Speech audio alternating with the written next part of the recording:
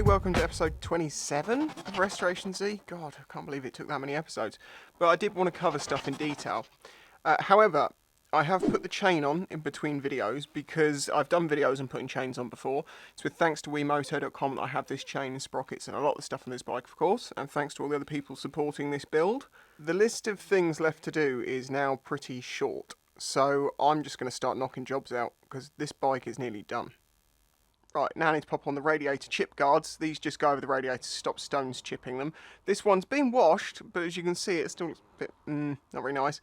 WD-40, cloth, much better. So I'm going to do that to that one and pop those on. Right, then those just slot into holes and then the plastic just bends.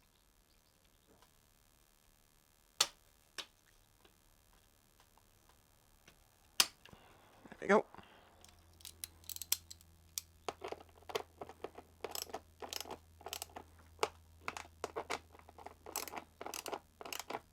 So that's just that little flap. Now we need to put on the chain guard and the chain guide. Just while I'm sticking this back on, there is something I want to talk about to do with the chain. I like using split links, okay? This DID chain came with a rivet link and a split link. I'm happy to use split links. I've always used them. I make sure they're installed properly and in the right direction. You know, you don't want to run it the other way because if anything catches that edge, it'll flick it off. This way, if anything catches this edge, it pushes it on. Best practice, of course, is to use rivets. We won't deny that. But, oh my God, was it hard to get that thing together. I ended up having to use a little mini vise with two thin nuts like this. So I put those over the pins and then over both and then got a little mini vise and crushed it over the top to get that plate to push on. Well, in doing that, I did get it there. I snapped my mini vise in half. It just kind of blows my mind how difficult these are to get on because they're supposed to be like emergency side of the road. Well, they say these days that they're emergency side of the road things, but you can't put them on without tools. So how is that an emergency thing? Now I'm going to put the chain guard on. If you remember, this is the screws that held it in before, the little shouldered bolts. I had a nightmare trying to find these in the right size. I got them, but 1mm too small by accident. Well, I never really found them, so my solution is this. I've got the right length bolt and I've got some aluminium tube and I've basically cut a spacer to make up for that. The spacer is so that you don't crush the plastic, it just holds it. And because the heads are smaller, I'm just going to use little washers.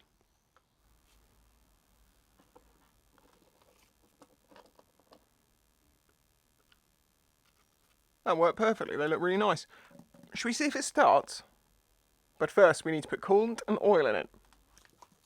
Right, this bike takes 1.8, 1.9 litres to fill it. Remember, it's a dry sump, as I've mentioned before, so half the oil's in the frame, half's in the engine. That's done up. That's definitely done up. That's definitely done up. This is the right oil, yes. This is where the oil goes.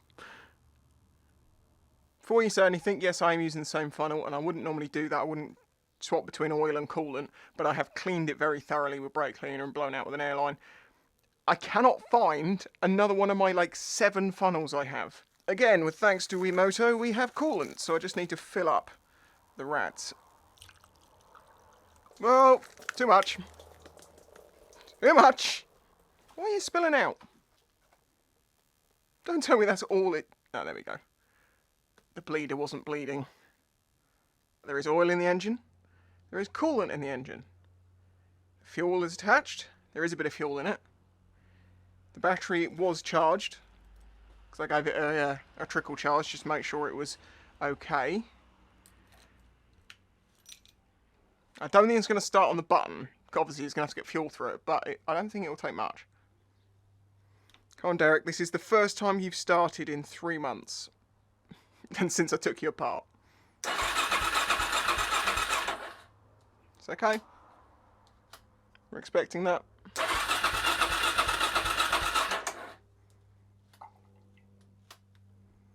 Sucking some of the coolant through, that's good. Oh, it's starting to get some fuel now.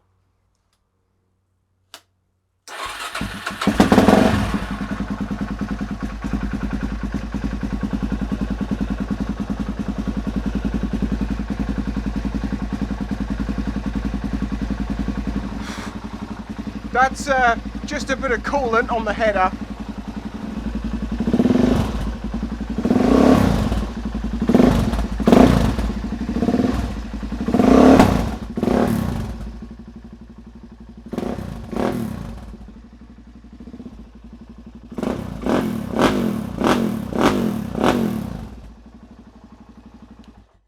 Oh, how I've missed that sound.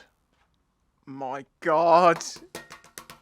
Now I need to very carefully bleed this front brake. As you know, I painted this.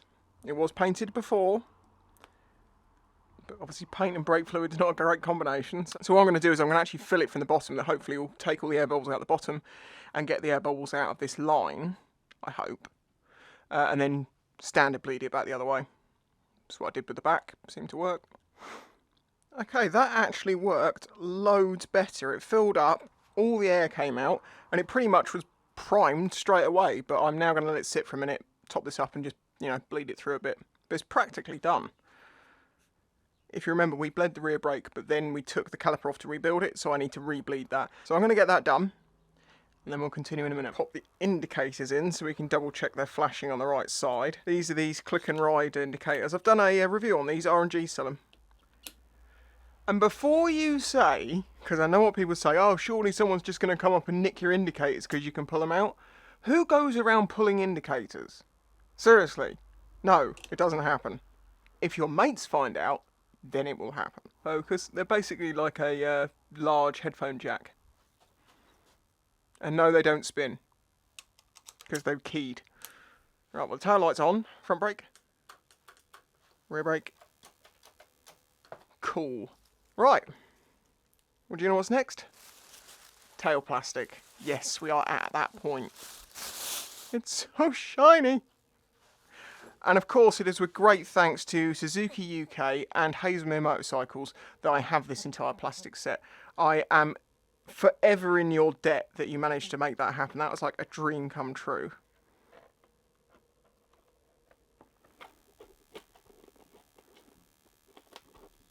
The DR stock has got a toolkit on the back here. Well, I don't carry that toolkit on there because actually it doesn't have half the tools you need if anything really goes wrong. So what I do is I bolt it on, but I use like PVC conservatory plastic covers because they're the right colour.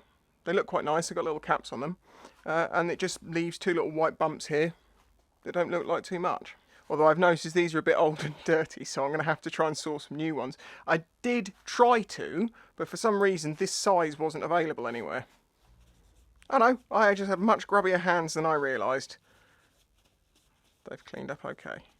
The first panel is on, and I'm just getting some angles at this bike, like looking through certain places where you can see everything's new and clean and fresh, and I'm like, wow, this is my bike, this is amazing. I can't believe that Derek is looking this good.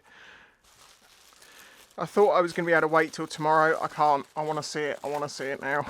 My old ones are so scuffed and scratched. They've literally looked like someone's got like a rake and raked down it and then filled the grooves with black grease. It's horrible. Hold on. I think we're going to need the other panel. Just noticed something. That's an issue. The heat shield might not be a problem actually on this bike because that carbon exhaust does not get hot. It just doesn't. You can always touch it.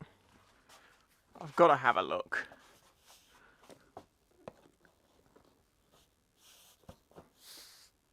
Okay, I'm going to end episode 27. I'm going to end this episode here. An absolutely massive thank you to my Patreon supporters, to everyone who's been watching this series, to all the companies that have helped me. Links are in the description to every single one of them. We literally just the last couple of plastics in that headlight, which is still in San Francisco. Catch you in the next one. Bye-bye. Looks freaking amazing. If you enjoyed this video, please remember to hit the like button and subscribe to see future videos. This channel is made possible by the support of the audience. Please consider joining my Patreon to get early access to videos, questions answered in the monthly Q&A, your name on screen, and some exclusive content, all for as little as $1 a month. You can also check out the links in the description to my merch, and other ways to directly support the channel. Thanks for watching.